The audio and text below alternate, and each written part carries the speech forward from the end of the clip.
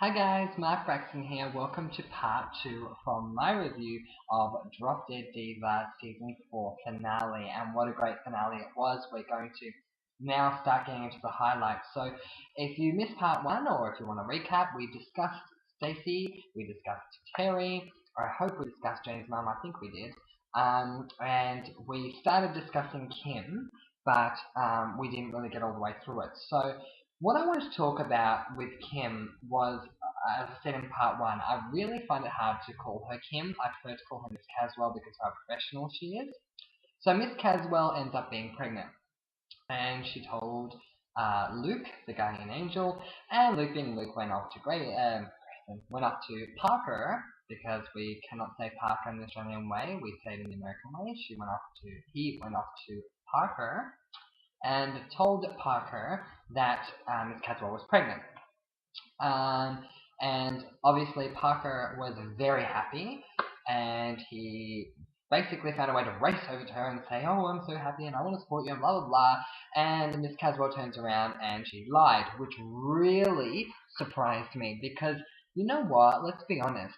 Kim is such a professional person that it surprises me that she would even lie about that. The only reason I would think that someone like Kim would lie about something like this would be because she was planning on terminating the baby, which, to be honest, there are reasons that I believe Kim would terminate the baby just as much as I believe that she wouldn't. So my first thought when she denied it was that she's actually going to terminate the child.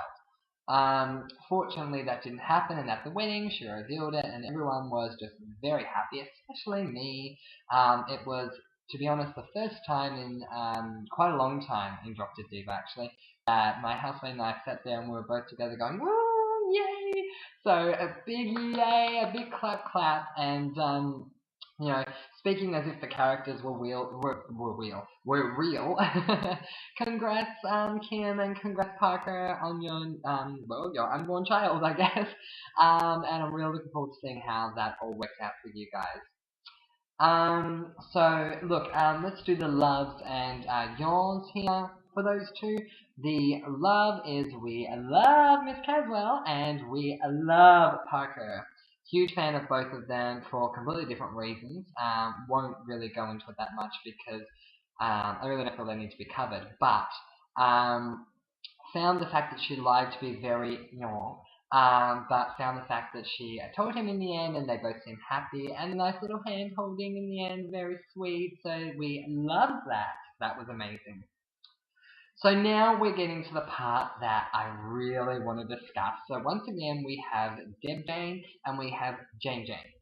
And I'm going to refer to Deb Jane as living in the mortal world, and I'm going to refer to Jane Jane as living in the heaven world or heaven thing. The way I'm going to chronologically go through this will be completely different to the way that DDD, Drop Dead Diva, went through it. So I'm going to start off by discussing the first heaven thing. And we get to heaven out of nowhere. It was really weird. I honestly thought the first time that we went into the heaven scene that it was Deb Jane having a dream. But the next thing we know, we see Jane. No idea which one it is, but we see Jane. And we realize very quickly that it is her because she's discussing with this old woman sitting next to her. They're watching some holograph, whatever the heck you call that thing that is like 3D. It's sort of like a TV screen, but without the screen itself, just the fuzziness. Holograph.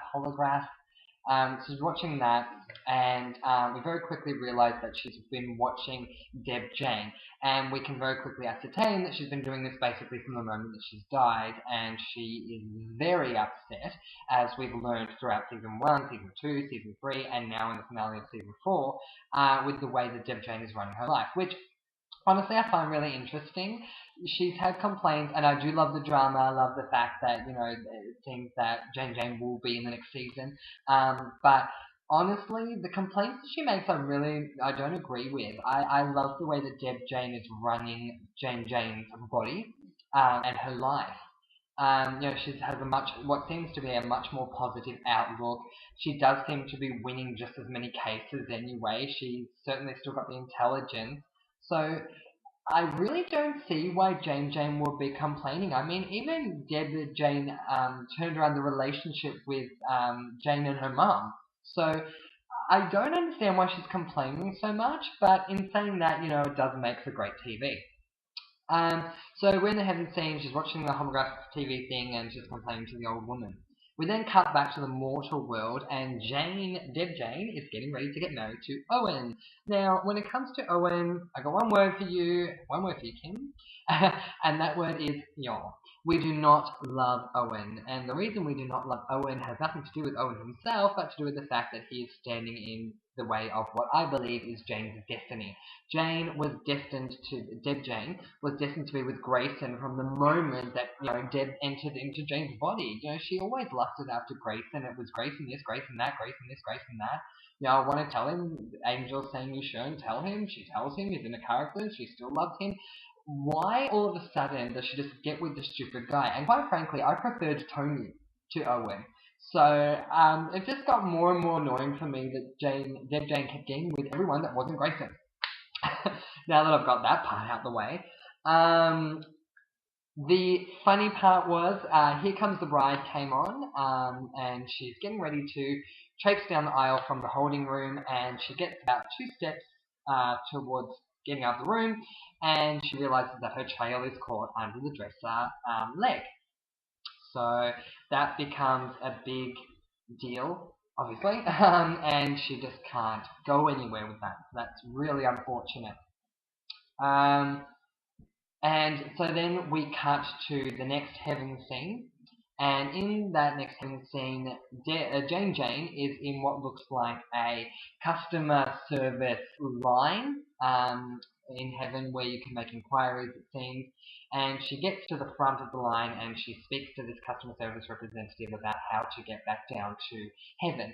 It really didn't seem like it was a question of could I, may I, would it be okay. It was more I'm going back down to the mortal world and I'm going to deal with this, so how is this going to happen? And naturally the guy sort of said, well, no, look, we're sorry, that's not possible. And Jane pertained to California law, as you would believe she would, and said, well, this is unbelievable. As a lawyer pertaining to Californian law, you should have stipulated about the return policy from the get-go. Obviously, he really didn't care. He told her basically to sod off, and she went back through the line where she was stopped by an elderly gentleman who advised her to go and see Fred. Ooh, and we'll get to that in a minute. I got very excited when you said the name Fred. So we will begin to that very soon. And for now, let's go to a commercial break, and I will see you in part